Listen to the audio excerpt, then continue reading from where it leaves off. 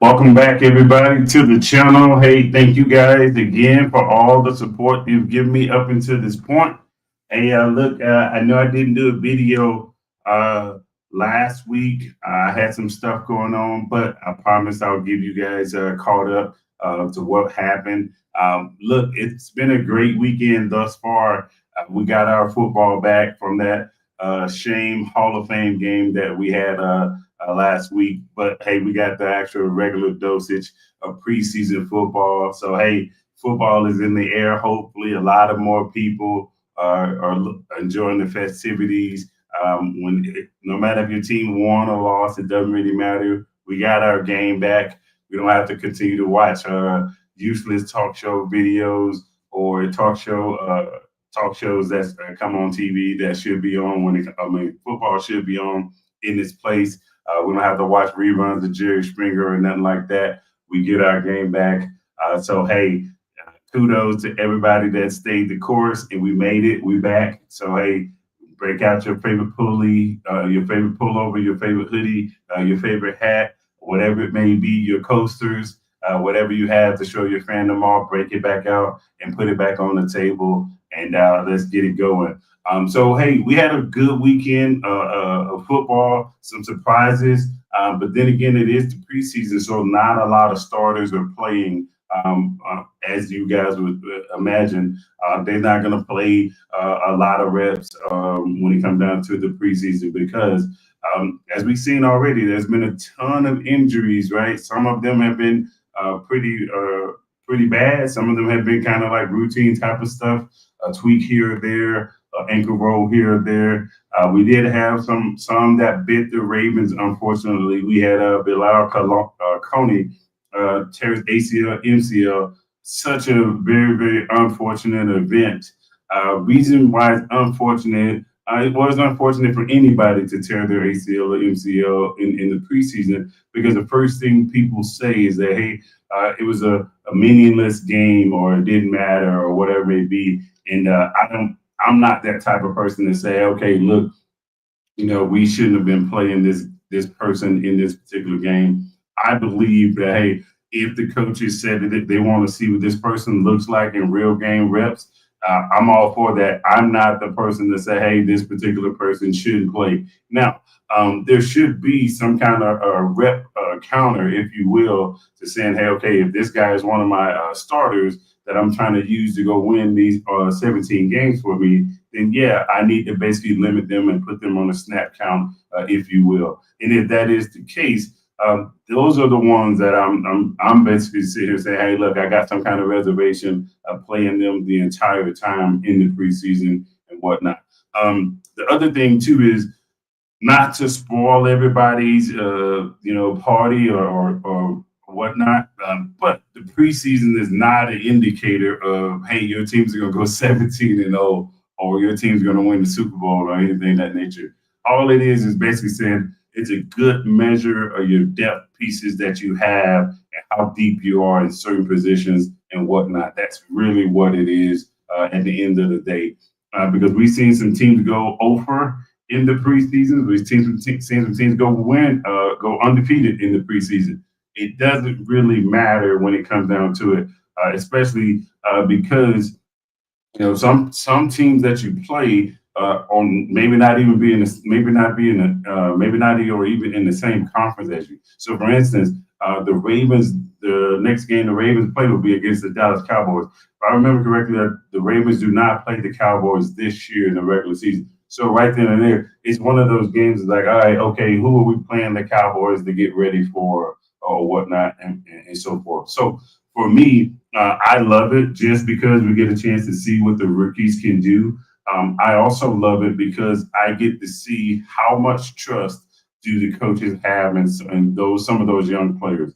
For instance, as you guys are going to see in my slides, there's quite a few young guys that have surprised me up to this point for the Baltimore Ravens, and there's a few guys that have surprised me across the league when it comes down to their particular chances to get out on the field and make the 53-man roster. Because at the end of the day, preseason is cool, but we got to basically make sure that, hey, okay, these particular guys, when they're getting these reps, can they make the 53-man roster? If they don't make the 53-man roster, at least they can make the practice squad. But the practice squad is kind of janky too because somebody can pull or team can pull a guy off your practice squad just because they're there. It doesn't mean that hey somebody won't come up and say hey look we particularly have this need and we want to pull this guy off of this particular team because that became a big void for our particular team. So that does happen. So I wouldn't get too happy about a certain guy you may like making the practice squad because at the end of the day, you got to make that final 53 to be really protected. So, all right. So first things first, before we get too deep into anything, if you guys can't hear me, you can't see my slides, please let me know. I got my comments popping up on the screen. If you're checking in for the first time or watching for the first time, please let me know where you're checking in from, what country, what state. I don't need your address. That would be kind of crazy. So don't text me your address or don't comment your address and nothing like that. A state or city more than enough when it comes down to checking in. I just want to see who's out there, who's listening, and how you guys are enjoying this particular thing. So the other thing I'm trying to do is I'm trying not to have you guys on here for an hour because I know there are some games that are going on as we speak. So instead of you guys trying to dedicate 1 hour to this, I'll basically try and pop in and pop right back out. So I'm trying to keep it under the hour. Hopefully, I can be closer to the 30-minute time frame when it comes down to this particular episode. But we had a lot of things happening. Training camp is going on with our Baltimore Ravens, with some other teams as well. We had some issues today with the offensive line. I know a lot of people have that as a concern. For me, it's not as big of a concern because I understand when I was listening to Harbaugh and Munkin talk, they were talking about doing this, probably trying to mimic in-game a lot of noise type of deal and come up with some kind of plan to get their cadence out when it comes down to snapping the ball in high stress situation or high volume situations and whatnot. And that happens, right? Whether it be, hey, we're trying to go on the silent count, we're trying to go on a harder, a longer cadence or whatever it may be. There's a lot of different things that goes on, whether it be, hey, look, maybe they have the guard attack the center when they're ready to go. Or it can be a lot of different things that they could be trying to implement. So again, with some of the false starts and all that good stuff, now I'm not sitting here making an excuse for it, but until we know exactly what they're trying to implement, we can't really sit here and dive in and say, hey man, this happens every doggone year. This sucks, yada, yada, yada, so forth and so on. Now, I will tell you, it's good that you guys have your concerns, right? But we got to kind of just let the chips fall where they may, and then let's see what it looks like in this next game against the Cowboys, right? Once we see what it looks like in the next game against the Cowboys, now we start out and we have 8 plays, and in those 8 plays, there's 3 false starts. Then the level of concern should shoot through the roof now, because then that's when we're saying, hey, all that you guys were doing was ineffective, right? So until we get to that particular point, I wouldn't, sound the alarm too loudly just yet. I would kind of just say, hey, okay, noted, but let's see what that looks like on the field. So, all right. So we're going to talk about the Colts versus the Ravens game as a whole, right? So obviously we know our Baltimore Ravens won the game 24-18 or 24-16, I want to say it was. Game had some highlights, had some lowlights. We'll talk about. I want to end on a high note, so we'll talk about the lows first. First one is one of the obvious ones. Man, we need to protect Lamar Jackson at all costs. Matter of fact, as soon as he gets done with practice, we need to put him in bubble wrap and take him home and keep him there until the next practice term. Because man, it's not looking good right now.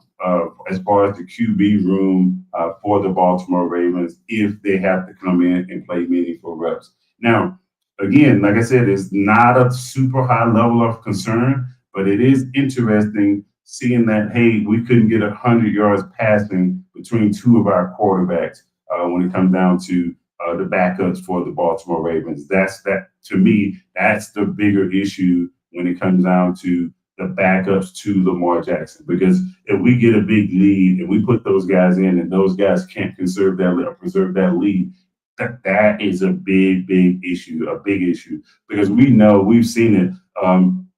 The Ravens get leads and lose leads and whatnot, and we just don't want to revisit that again. The game that comes to mind is that Miami game again when Tua looked all world against us in the fourth quarter. So we don't want to have that all over again. So I would like to have good complementary pieces, especially in the quarterback room. Throwing red zone interceptions just cannot happen. Just can't happen. No matter if it's a misread or you try something that you shouldn't be trying, we just cannot do it. And they got to remain really cognizant of that and say, hey, look, we essentially have a chance at getting points. We need to be able to do that. And I know Raven fans, we don't want field goals anyway, but it hits a lot harder when we don't get at least those 3 points that were usually automatic in the red zone. So quarterback room, yeah, I want to see what they look like in these next two games. These next two games, they got to look a little bit more settled in. I will not totally eviscerate them. I will tell you one thing that I did like that I don't know if you guys picked up on it. Devin Leary can move. So Devin Leary, if you start doing RPOs with him or read options or whatever it may be, I think he can handle that part of the offense very well. But we can't give him too much when it comes down because that guy, if he sees a sliver of a window, he's going to try and fit it in there. The other thing about it is he's kind of slow on his progressions. So if he's slow on his progression, that's going to limit the receivers when it comes down to it. So as we've seen, him having the game that he had, we didn't see anything from a Tez Walker. We seen him trying to get the ball to LaJohntay Wester a little bit, but we couldn't see what he can do with the ball in his hands outside of special teams because again, most of the throws were errant throws, overthrows, misreads, or pass breakups or something of that nature. And I just feel like we can't have that when it comes down to, hey, we need to be able to move the ball up and down the field. 3 and outs, we can't continue to have 3 and outs, especially when we have the game that we just had where we struggle to get good field position. Because if this was a regular season game and that type of thing happened, no matter how good Lamar Jackson is, if we struggle with field position, we put ourselves in a bad situation, and that's what's been happening historically, especially in the playoffs. So, quarterback room, gotta get that fixed. I wouldn't say the receiver room was a low because again, we couldn't see what those guys could do. Right. Some other lows, offensive line. Whether it was pass pro, whether it was running, advancing up to the linebacker level, whatever it may be, it's still not solidified enough. And what I mean by solidified enough, we have pass pro situations where running backs supposed to chip and running backs are not chipping, and then that opens up basically the pearly gates for guys to get free hits on our quarterback. Luckily, none of our quarterbacks got dinged up. If they do have some kind of nursing injuries that they're nursing, nothing is permanent or serious or to this point.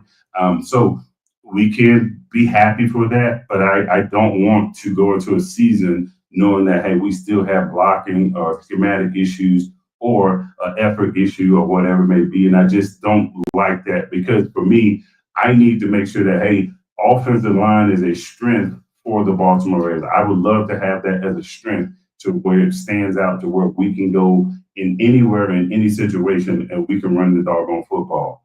Or we can block for Lamar Jackson and let Lamar Jackson do what he does when it comes down to either improvising or progressing through his particular reads. So offensive line, I'm not going to name drop anybody particularly because I know you guys, especially on Twitter, you guys have killed this young man, Daniel Farley. Y'all have killed him when it comes down to him not being serviceable. Why is he out there and all this good stuff? And I understand everybody's frustration. And some people saying, hey, Harbs is loyal to no fault or whatnot. And I need him to understand, like, hey, okay, look, if there's a situation to where, hey, Voorhees and Ben Cleveland are standing out at the left guard competition because we were told there is no competition for the right guard. And if there's a competition for your left guard and right guard, your left guard with those two, and those two are better than both or any right guard option that you have, I would hope you would do for the benefit of the team, you would put both of those guys in, those two that are competing for the left guard spot, and put one of them at the right guard, put one at the left guard, and call it good, and play your best five linemen. That's what I would hope would happen. We will see though as things progresses when it comes down to the left guard position. So another spot that I would say, hey, we got to improve on is the punt team, particularly covering punts, stopping returns, because I did some numbers, and these numbers is pretty alarming. Stout punted the ball 5 times. He averaged about 48.2 yards, which is not a bad average, right? Because if we was use those as a number for the season, he would rank 13th in punting yard average, right? And punting yard average would be 13th. But here's where everything gets negated. We were giving up about 20 yards of return. 20 yards of return, if we get that up, right, and those 20 yards in return outside of stuff being kicked out of bounds or whatever it may be, if we give those up, that negates that 48-yard average, right? And what we can't have happen is within 2 plays, these teams are already across midfield, or one big play and they're already in the red zone. So we got to do a better job, especially in the punt return unit.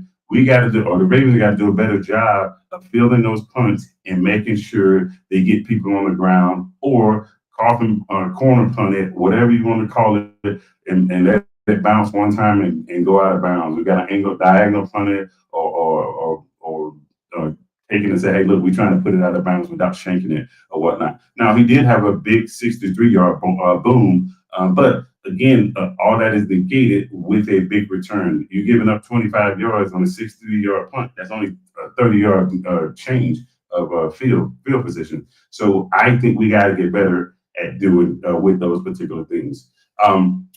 The other thing I believe we should work on is when we say we want to put certain guys in certain spots, we need to make sure those guys are put in those particular spots. Like, for instance, I know we were talking about putting Jalen Armour-Davis at safety. I don't think we've seen it thus far. Maybe I missed it or whatnot, but I didn't see it thus far. I would like for him to get some real in-game reps at safety. We're going to really try him out as the third safety. But I did see that we had a young guy that I really liked, and I'm going to talk about it on the next slide. So we had a young guy that was out there, and it was Marquise Robinson. I believe he's a safety from Rutgers, or got to look at the school where he's from. But I did like him. He flashed. I think he's 39 or 38, number 38, 39. He flashed really well last night for me when it comes down to the football game with the Colts. For me, the reason why I liked him because he wasn't afraid to run the alley. He got nosy, got in there with the receiver, didn't let the receiver run past him or whatnot. He was also super aggressive because we've seen it to where, hey, that safety, if the ball's not coming to them directly to them, they're kind of in la land, and he was looking to go get busy. Now I don't know that is because hey he knows he's trying to fight for a roster spot or whatnot, but you love to see that. A guy coming and popping on film, especially somebody that's not a high draft pick or whatnot. In this case, this guy's undrafted, so it was great, a breath of fresh air to see somebody in that safety spot, not number 14 or not Malachi Starks or Darius Washington, come down and make a play to the point to where it's like, oh, okay, the Ravens have that too. So for me, this young man, Marquise Robinson, I believe. If he keeps trending upward, he'll have a good chance. I don't know if he makes the 53 because of what we are, how deep we are, even with the injuries with Coney and Longerbeam. Even with those injuries, we are still deep in the secondary when it comes down to depth pieces. It's just a matter about how many are they going to carry for the season and how many they're going to carry for the practice squad. I believe right now we have 11 defensive backs total in the room right now. And that's a lot. That's a lot because again, you're probably going to carry five or six. If you carry six, now I believe that hey, okay, many cornerbacks. If you're going to carry six cornerbacks, right, that that's going to pretty much set your 53, and then you may have a couple on the practice squad, depending on who you have. So um, I do believe he can probably crack the practice squad. If he can crack the practice squad, I believe that's a good spot for him. And then, as needed, if we need him, we can call him up and whatnot. The next person, when it comes down to a winner, was Rasheen Ali. He did have he missed a block for pass pro, but outside of that, I thought he ran the ball well. I think he was patient and he ran behind his pads and he wasn't careless with the ball. I think last year in the preseason he fumbled and then he kind of didn't get any more time and then he ended up injured somehow. So I think this right here was a good bounce back for Rasheen Ali. If it's not a total bounce back, it's good for his confidence, especially the fact that he got into the end zone as well. So I feel like, hey, Rasheen Ali knows, like, hey, look, I don't want nobody to come in off the street and get this third running back spot. I want to be or this third or fourth possible running back spot. I want to basically compete for that. So if somebody gets dinged up, I'm the first call they're going to make to bring me up from the practice squad or whatnot. So, but as we guys seen as well, we had a familiar face return to the field, and we kind of, we seen it in practice that hey, he was saying that he was back as our Keaton Mitchell. Um, Look, guy looks hella explosive, and he's another one of those players that where I'm like, hey, look, Harbaugh, Ravens, look, this guy is not running no more. We want to save him for the regular season because he is lightning in a bottle. And when you give him the ball and put it in his hand, look, if you don't have the edge contained, it could be a visit to the end zone dang near every time when it comes down to it. And what I liked about him is he wasn't shying away from contact. So you can tell like, hey, his confidence is all the way back, and he kind of felt like, hey, I missed some stuff.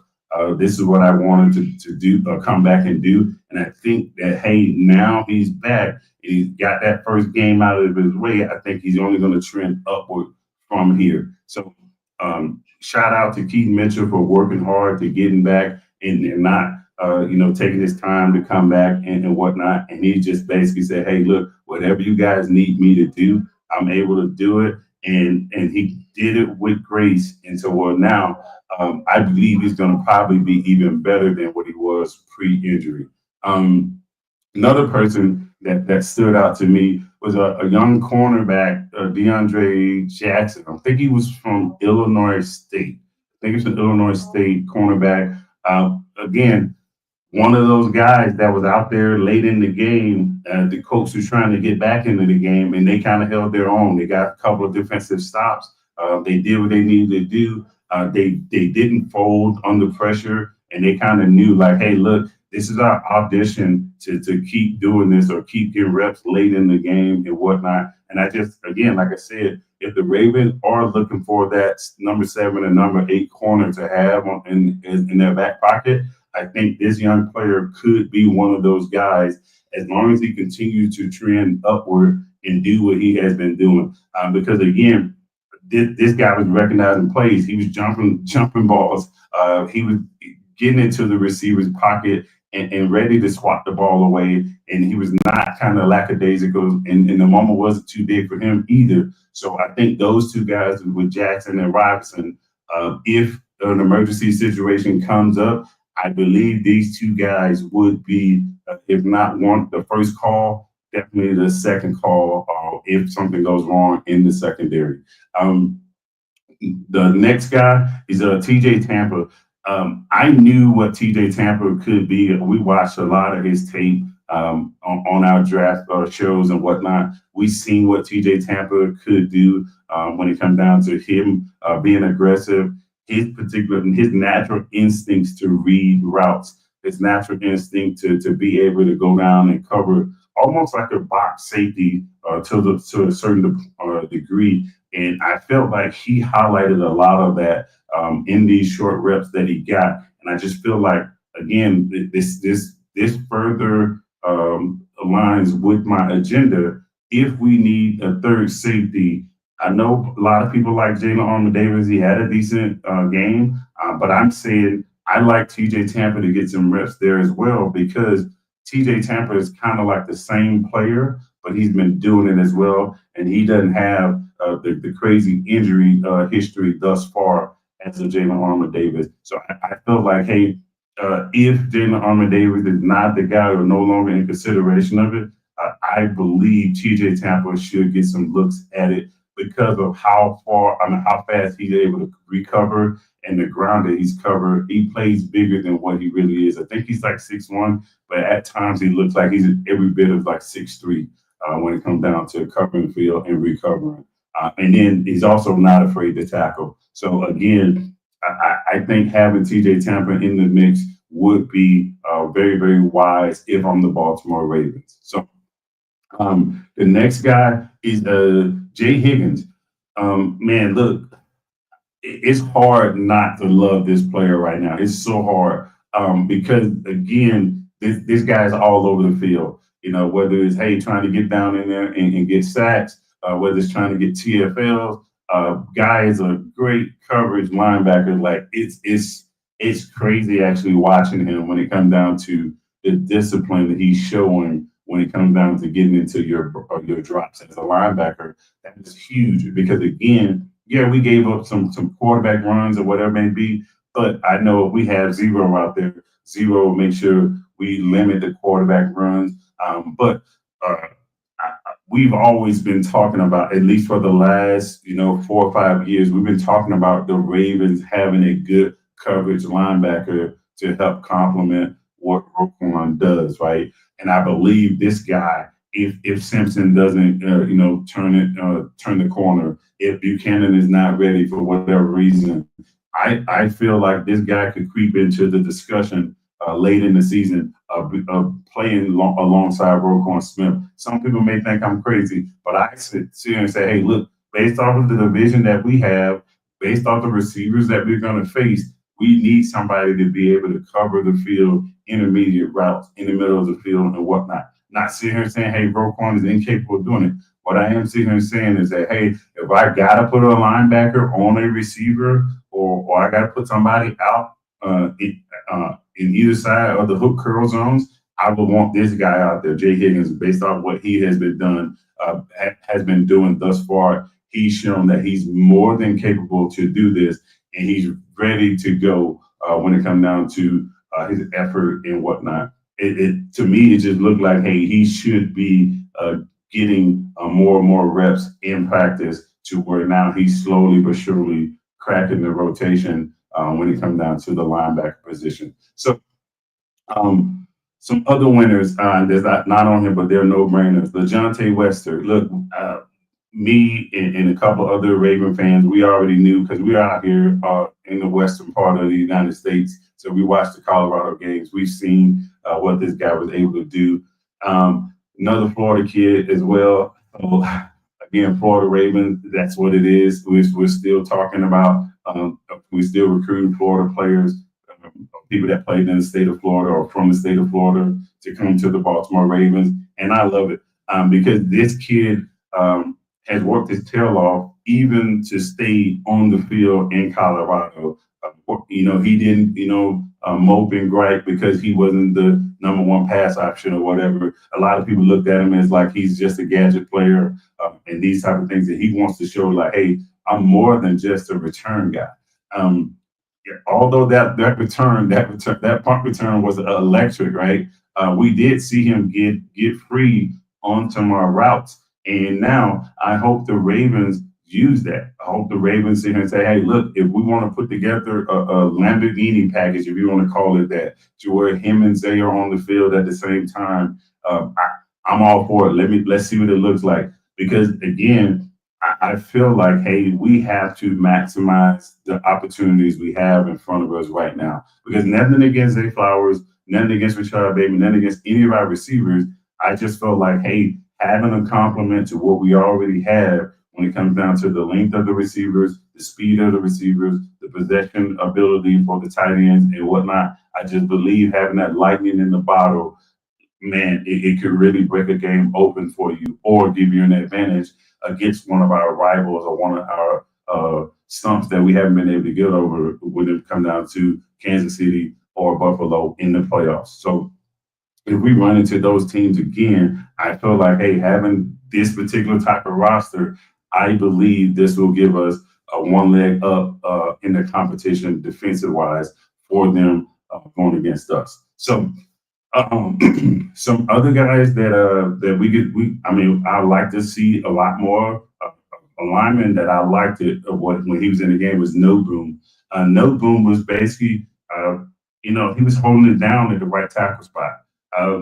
Not sitting there saying, hey, he should start to take people's spot or whatever it may be. But if he continues to block the way he was blocking late in the later part of the game, I just feel like, hey, again, let him compete for that seventh lineman spot or that sixth lineman spot or whatever it may be. Let him compete for it because again, yeah, I got it. You're a rookie or a second year player or whatever it may be. If just because those guys are rookies or second year players doesn't mean that hey, we should give them a fair shot. If those guys are better or progressing better, then hey, give them an opportunity. Because again, like I said, I want the five best linemen out there, right? And then I want the next best lineman to come in to where, hey, if something goes down, now I got his position specific, right? But if he can play guard and the left guard goes down, hey, let's put him in there. If he can play right guard and the guard goes down, let's put him in there. Now, I'm not sitting there saying, hey, if he plays guard, put him at tackle, right? I'm not going to sit here and say that because I do know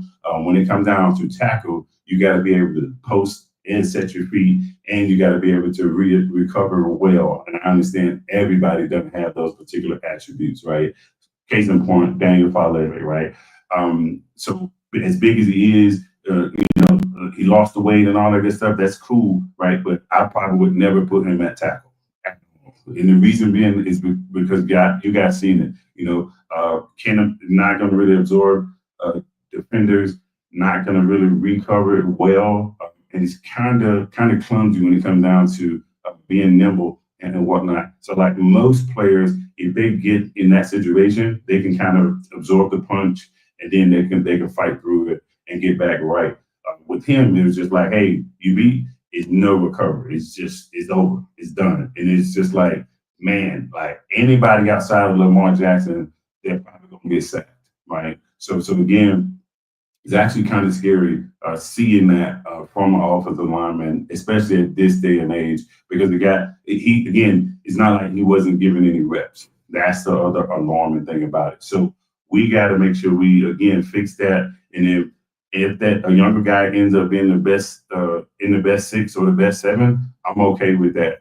I'm not here to be anybody's friend or whatever it may be or have a good story. I'm here to get out and try and win games. That's what my mentality has always been, is trying to compete. And as a coach, I would hope all the other Raven coaches would want to do the same thing when it comes down to, hey, look, we want to put the best six or seven linemen out there if need be, to where we can go out and win football games in late in January or early in February, and to where we can host a Lombardi. Because at the end of the day, you play this game to win, right? We don't play this game to say, hey, look, I had one of my buddies, he was out there playing, and hey, my buddy, I'm gonna be very, very loyal to you. No, it doesn't work like that. Like, because being loyal to especially without any kind of limitations. Now we basically sit here saying, hey, it's the good old boy system. And we don't want that. I don't want good old boy system, especially with this particular team and this roster, because it would be a travesty. It's that, hey, we see the same things, some of us as a fan base, and quote unquote, nothing has been done to fix it when it comes down to we were watching what happened or watching something unfold and we didn't do anything about it. So hopefully that gets fixed, and we'll see what it looks like in this next game and whatnot. So again, if you guys got any questions about anything, or you want to ask me something particularly, you can ask. I'll hold off before I go to the next slide. Basically, we're going to talk about the preview for the Dallas Cowboys, which is the next opponent for our Baltimore Ravens. All right. Nope. No questions. Okay, cool. All right, so I'm gonna move to the next line, and we're gonna talk about the Dallas Cowboys. Obviously, the Dallas Cowboys have played a preseason game already. They lost to the Los Angeles Rams. The Dallas Cowboys have some decent pieces around them. They have Deuce Vaughn. They have uh, Joe Milton. Again, you know about their receivers and Pickens and CD Lamb. Those guys probably not going to play. You got Ferguson and whatnot. They have some young guys on defense that are trying to crack the roster. They got some guys that are coming back from injuries and whatnot. So for me, going against the Dallas Cowboys, we can't play them the same way we just played the Colts. Reason being is because if you look at Anthony Richards went out, got dinged up. You had Daniel Jones came in and whatnot, and I felt like Daniel Jones kind of had his way with them for a little bit, but then the running, the QB scrambles and whatnot is what we can't give up because as you guys gonna see, Joe Milton will take advantage of that, right? And he's a better runner than any of those other quarterbacks that we just played against with the Colts squad. So I hope we don't give that up because otherwise it could be a problem for us.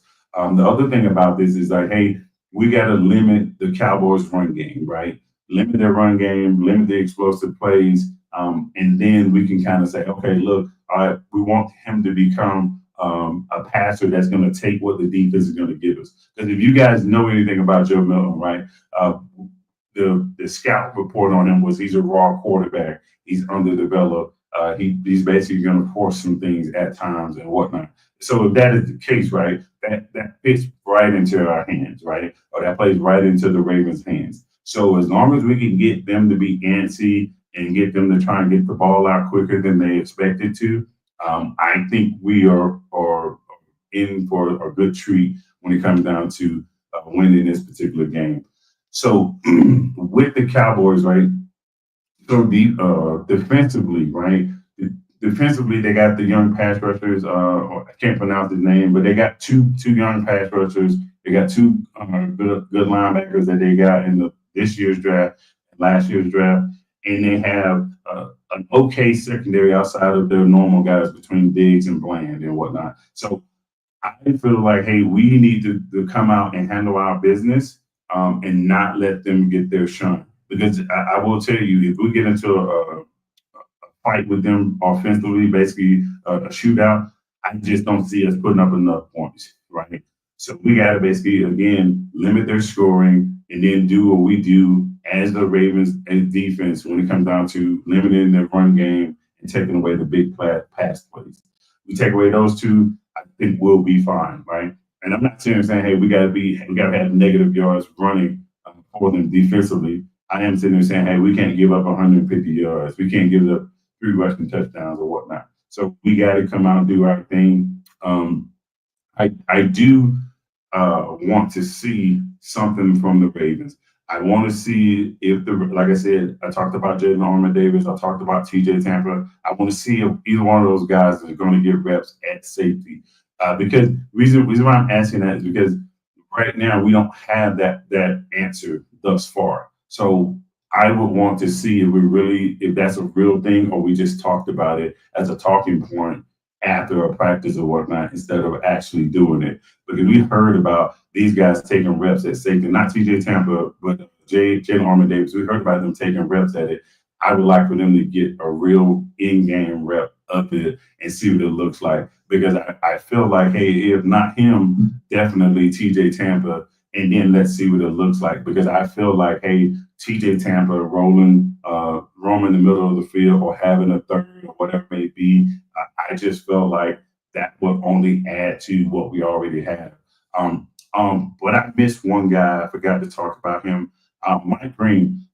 Mike Green was as good as advertised, right? I knew this. A couple of all of you guys knew this that watched the draft parties with us because we kind of told you guys like, hey, this guy's a top 10 player, a top 10 draft pick, and to get him at pick 59 is still unheard of. this draft, it was kind of wacky this year in certain for certain positions and certain players, and Mike Green was one of them. Because if you would ask anybody last September, um, who's going to be a top 10 player in the draft, I can almost assure you the consensus probably would have been Mike Green would be somewhere in the top 10, if not the top 10, definitely top 15. But no way he's making it to the second round. But he did, and look, I'm happy for the Ravens because it looks like we finally got our premier pass rusher that we want, and it's not any of this.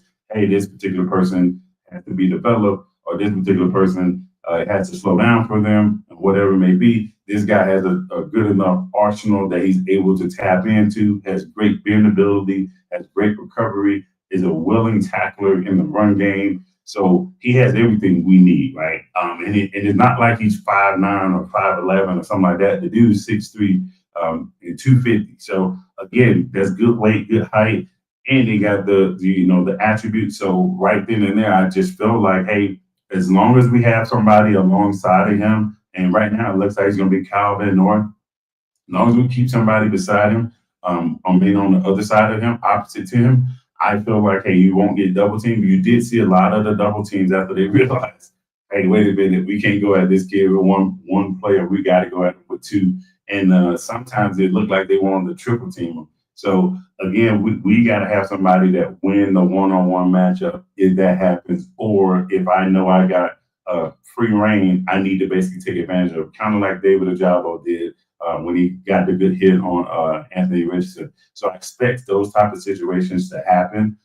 Probably not often, but if they do, I'm here for it. I would love to have a season where he comes in, Mike Green himself comes in and gets 15 to 20 sacks. I know that would be crazy if he did, especially as a rookie, but I wouldn't shy away from it because I know with that, some of those are going to be strip sacks, right? Some of those are going to be strip sacks, and if those strip sacks turn into defensive touchdowns, I think that's where the Ravens start to get over the hump when it comes down to the playoff woes. So, all right, so if you guys don't have any questions, I'm going to sit here for a little bit because that was pretty much it, my preview, and I wanted to make sure I didn't miss talking about Mike Green. If you don't have any questions, I'm going to go ahead and pop off of here, and we'll see you guys in the next one. So I'll wait for about 2 minutes, and if you don't have any questions, we'll go ahead and get out of here because I know you guys got things to do. You probably got to cook dinner, probably want to watch the rest of the football games and whatnot.